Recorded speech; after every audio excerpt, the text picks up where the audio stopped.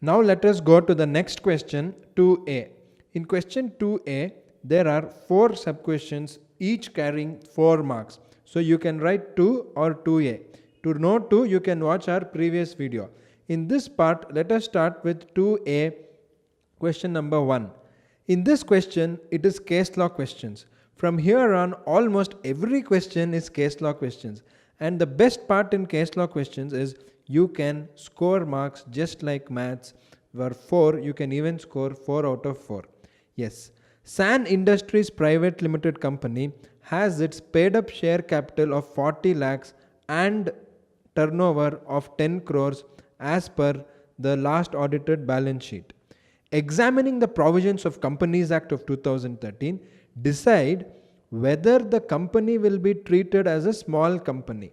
What would be your answer in case the company is governed by any special act? So 4 marks, it is like almost the first question carries around 2 or 3 marks and the second question 1 or 2 marks. That is how they have divided it. Now what are they trying to test you? They are trying to test you the definition 2 subsection 85.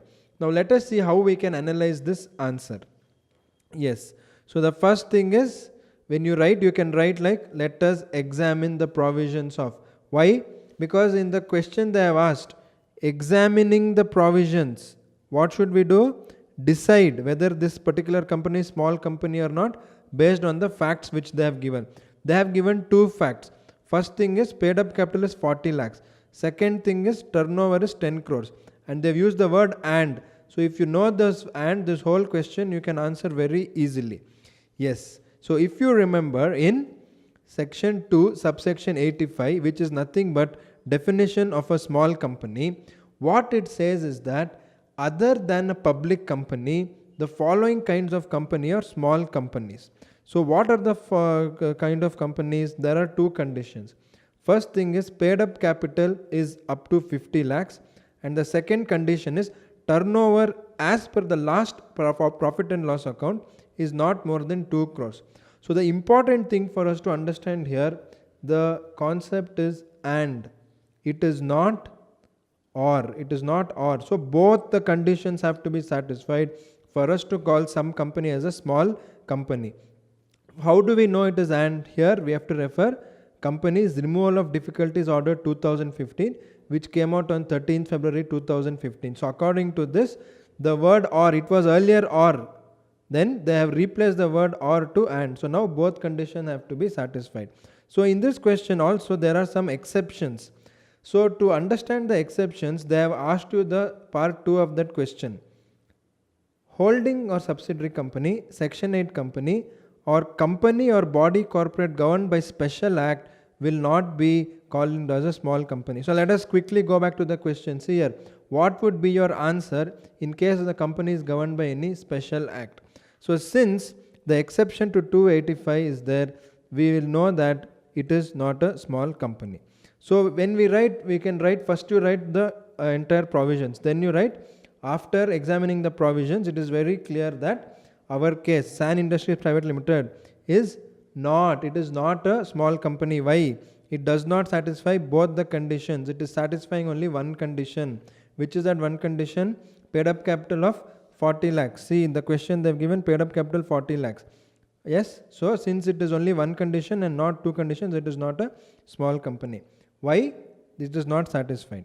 Then also, just to make sure that you get 4 out of 4, what you should do is you should write something extra. The companies which are governed by any special act does not fall under 285. So our company SAN is not a small company. So this is how you answer this question. Okay, now let us move to 2A2. Now the another case law question. Again an opportunity for you to score 4 out of 4. Yes, let us read it. A to Z Management Services Limited is a listed company quoted at the Bombay Stock Exchange Limited. Now that is irrelevant for us where it is listed. The company closed its register of debenture holders in June and August 2016 for 12 and 21 days respectively. So they are asking about closure of register of members and debenture holders. That concept they are trying to test. Yes. Further, the CFO of the company has informed the secretary of the company to consider to consider closing the register in December for another 15 days for some strategic reason. Okay. Referring to the provisions of the Company Act, examine the validity of the above action of the company. So when they have given like this general notion, or even if I have not studied this, I feel okay, company has done something wrong. Now let us try and analyze this answer so that you will get 4 out of 4. Yes. So the first thing is, what is the facts which they have given in this particular question. So the important facts are, first thing, in June they closed for 12 days. In August they closed for 21 days. What did they close? The register of debenture holders. See, they have clearly told the register for the debenture holders. So debenture holders register is closed. Now they want to close. What do they want to do? They want to close for 15 days in December. The answer is very simple. Section 91 of the Companies Act says that you can close register of members and register of debenture holders for 45 days in a year. In our calculation it is coming 48 days. So obviously the answer is, it is not valid. So in this particular case the company is not valid. So you should write A to Z can close maximum of 12 days in December instead of 15 days. Why? Totally it will become 45 days. Yes. Now let us go to the next question. Another case law question, another chance to score 4 out of 4. Mr. Atul Rastogi, Managing Director of ABC Limited, has resigned from the Managing Directorship of the company. He, however, wants to continue as Director of the company. Referring to the provisions of the Act, state whether Atul can continue as Director of the company. This is a very, very simple question, and the answer is also very, very simple. You can simply understand the first fact, that Atul has resigned. Okay. As MD. He is no more the MD. So he wants to continue as Director. So they are asking you to state. If you see the question, they are asking state. So the one part of the question you just state it. You say yes. Yes for what? Yes, he can continue. Yes, he can continue. So there you will get the marks. Then how he can continue? Simply you should have a board resolution and then change in the designation from MD to Director. So it is as simple as that. So you will easily score marks in this particular question. Now going further, question number 2A4. In 2A4, that is a little lengthy case law question. Yes, Innovative Energies Limited has 2505 members, 2505 members as on date of the company's EGM. The Executive Director, Mr. Avinash, has asked you, who are you, Company Secretary of the company, what is the required quorum for the meeting. Referring to provisions of the Act, inform the Executive Director, Mr. Avinash, the quorum that must be present at the Extraordinary General Meeting. State whether the required quorum should be present throughout the meeting. Again they have asked 2-3 concepts in the question. Now let us analyze this particular question again. So here also they have given you some facts. What are the facts applicable here? First thing they have told that you have 2505 members.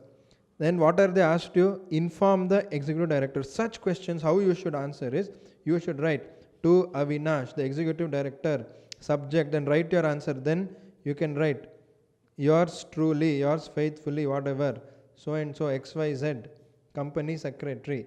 Since they are asking you in that format, you can also answer in that. Now coming to the core of the answer, what are they testing you?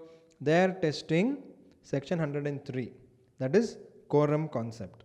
So in quorum we know very well that the minimum members to constitute a valid meeting is nothing but the quorum. So in this particular question, Innovative Energies Limited, the quorum required is, as per section 103, 5 members if they have up to 1000 members, 15 members if there is 1000 to 5000 members, 30 members if we have 5000 or more than 5000 members. So in our question here, the quorum is 15. Why? Because we just understood in the first part we have 2505, which is satisfying this condition, 1000 to 5000 members. Now AOA of the company can provide for higher quorum. So this is also something extra you can write so that to exhibit your knowledge and it is not necessarily that it has to be only 5, 15 or 30. AOA can have more, but in this question it is 15 is the quorum. Also, secretarial standard number 2 talks about what quorum to be present while transacting the business. So if you see here, they have asked the question, state whether the required quorum must be present throughout the meeting. So for this particular, you must answer as per SS2, quorum should be present while transacting the business. So that's why it doesn't matter starting or ending, while transacting the business you should have the quorum.